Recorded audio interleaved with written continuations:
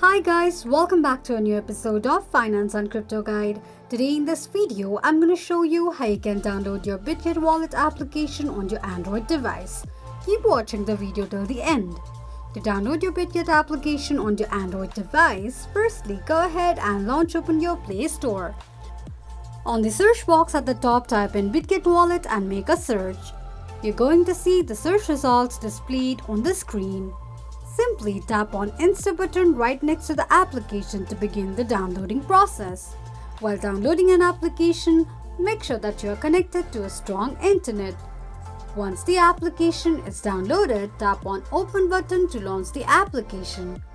Open the application and that is how you will be able to download your Bitget application on your Android device quickly and easily just in few steps.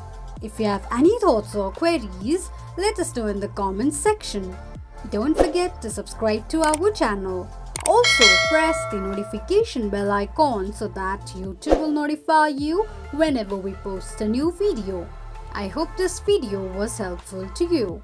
Thank you so much for watching.